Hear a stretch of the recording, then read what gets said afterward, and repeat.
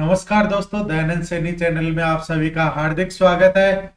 इस वीडियो में हम बात करेंगे कि कल फ्राइडे है और फ्राइडे को ऑप्शन का प्रीमियम फ्राई होगा या फिर अपने को कमाई के मौके हैं वो भी देखने को मिलेंगे, क्योंकि आज सेंसेक्स की एक्सपायरी थी और एक्सपायरी में अच्छा खासा मोमेंटम देखने को मिला। निफ्टी ने 170 पॉइंट पॉजिटिव में क्लोजिंग दी है, वहीं सेंसेक्स ने 580 पॉइंट और बैंक निफ्टी नेगेटिव में ओनली 1.40 नेगेटिव में क्लोजिंग दिया। आज के डे के सिनेरियो की यदि हम बात करें तो आज बैंकिंग सेक्टर को गिराया गया और उसके साथ साथ आईटी सेक्टर को उठाकर सेंसेक्स की एक्सपायरी की गई, जो कि एक अच्छा खासा मूव था। उसको भी आप आशा करता हूं कि आप सभी ने भी कैप्चर किया होगा, क्योंकि यदि निफ्टी बैंक की बात करें तो आउट ऑफ 14 स्टॉक्स में ओनली 5 स्टॉक्स ने ग्रीन में क्लोजिंग दी है और 9 स्टॉक्स ने रेड में क्लोजिंग दी है, जिसमें टॉप लीड कर रहा था ICI bank, IDFC first bank, AU bank. वही टॉप लूजर्स में bank of Baroda, yes bank और एक्सिस बैंक। तो दोस्तों, कल क्या मार्केट गैप अप होगा या गैप डाउन होगा? आपका क्या व्यू है, कमेंट करके जरूर बताइएगा।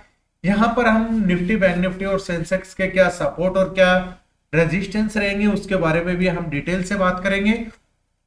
सबसे पहले हम बात कर लेते हैं निफ्टी के डेली चार्ट पे। आज जो कैंडल बनी है वो फुल बुलिश कैंडल बनी है। कल जो बनी थी वो भी फुल बुलिश कैंडल बनी थी, यानी कि वहां पर बायर है वो अच्छा खासा तेजी अपने को दिखा रहा है। पर निफ्टी में 24,230 का लेवल एक हर्डल बना हुआ है। यूं मान के चलिए कि निफ्टी है वो 24,300 का लेवल है, वो वहां तक अपने को मार्केट देखने को मिल सकता है डेली चार्ट पर वो भी जैसे ही उस हर्डल को पार कर जाता है तो फिर मार्केट में अपने को अच्छा खासा मूव देखने को मिल सकता है। चलिए निफ्टी के डेली चार्ट की हम बात करते हैं। तो डेली चार्ट के सिनेरियो पे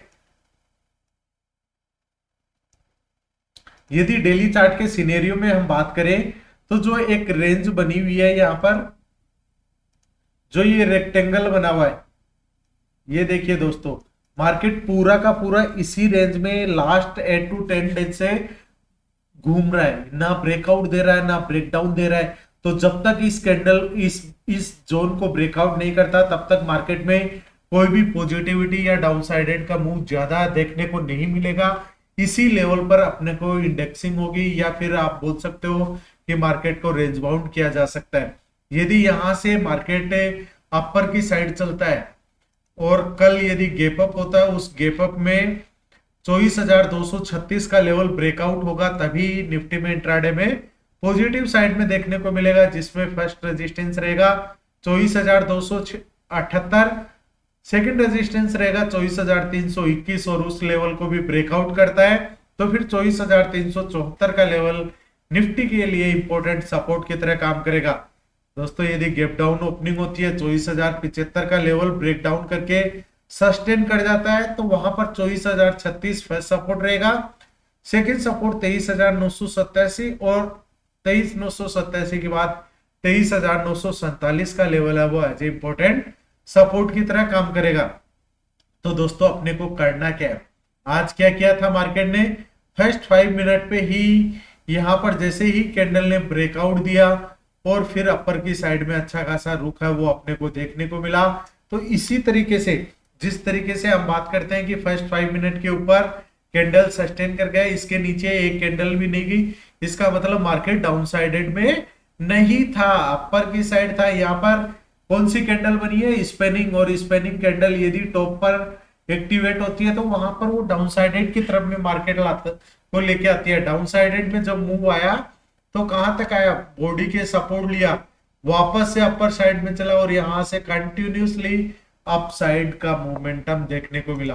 तो दोस्तों, इसी तरह आप भी अपना सेटअप है वो बना के रखिएगा और अपने सेटअप के ऊपर ही काम करिएगा, क्योंकि जितना आप अपने सेटअप के ऊपर काम करेंगे उतने ही रिवार्ड आपको मिलते रहेंगे। अदरवाइज यदि आप सेटअप को इग्नोर करोगे तो वहां पर आपको कुछ भी देखने को नहीं मिलेगा। सेंसेक्स की बात करते हैं, आज 580 पॉइंट पॉजिटिव में क्लोजिंग हुई है। यदि कल 77,622 का लेवल सेंसेक्स ब्रेकआउट कर जाता है, इसके ऊपर ओपनिंग होती है, तभी मार्केट इंट्राडे में पॉजिटिव की तरफ में देखने को मिल सकता है, जिसमें 77,789 और 77,982 है वो एज ए रेजिस्टेंस की तरह काम करेंगे और डाउन साइड में 77,000 282 का लेवल ब्रेक डाउन करने के बाद सस्टेन होगा, तभी इंट्राडे में डाउन साइडेड मूव देखने को मिल सकता है, जिसमें 77,101, 76,874 और 76,674 ये सपोर्ट की तरह काम करेंगे।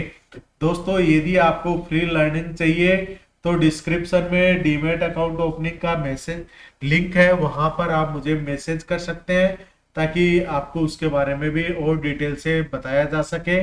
बैंक निफ्टी की बात करें, बैंकिंग सेक्टर की कल की बात करें तो यदि 57,868 का लेवल ब्रेक डाउन कर जाता है डाउन साइडेड में, तभी इंट्राडे में का रुख है वो अपने को डाउन साइडेड देखने को मिल सकता है, जिसका फर्स्ट सपोर्ट रहेगा 57,700, सेकंड सपोर्ट रहेगा 77,497 और 57,303 इंपोर्टेंट सपोर्ट रहेगा।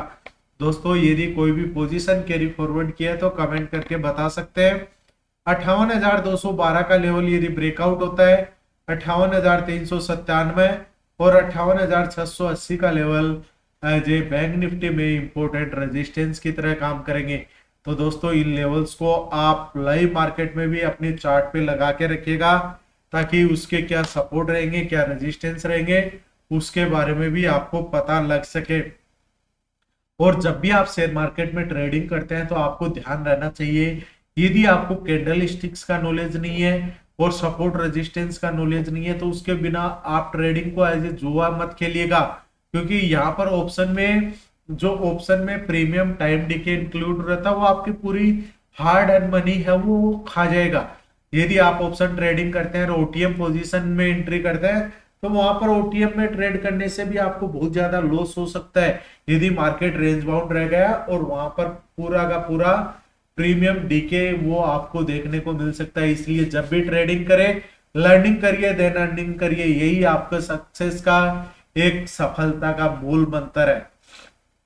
दोस्तों और मैं आपको बता देता हूं, यदि आपको लर्निंग सीखनी हो, कैंडल स्टिक सीखना हो, तो अपने यहाँ पर प्लेलिस्ट बनी हुई है, वहां पर भी आप कैंडल स्टिक्स के बारे में सीख सकते हैं और अपना खुद का एक सेटअप बनाइए, चाहे वो किसी भी सेटअप पे हो, अपना खुद का एक सेटअप बनाओ और उस पर डेली प्रैक्टिस करिए।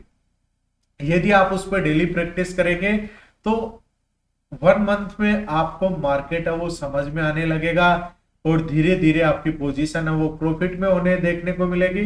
पर यदि आप किसी टिपेस्टर के, यदि आप किसी और के फ्रॉड के चक्कर में फंसोगे तो वहां पर आपका अकाउंट का सफाया होगा, उसके अलावा कुछ भी नहीं होगा।